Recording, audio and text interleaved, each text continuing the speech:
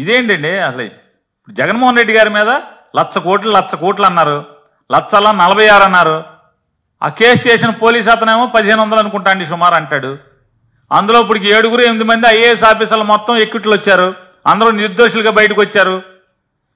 మరి దాంట్లో సంతకాలు పెట్టిన అధికారులే నిర్దోషులు అయితే జగన్మోహన్ రెడ్డికి ఏం సంబంధం అసలు?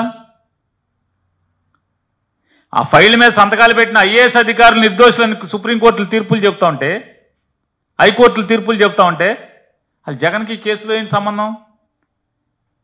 కాంగ్రెస్ పార్టీ చంద్రబాబు నాయుడు కలిసి పెట్టిన తప్పుడు కేసుల మీద 1,00,000 కోట్లు, 46,000 కోట్లు, ఈ చివరికి 1,500 కోట్లు అన్నారు. ఆ 1,500 కోట్లు అబద్ధం అని చెప్పని తేలిపోతుంది కదా. ఇది కూడా విషం చెమ్మటమే ప్రజలందరూ గమనిస్తున్నారు.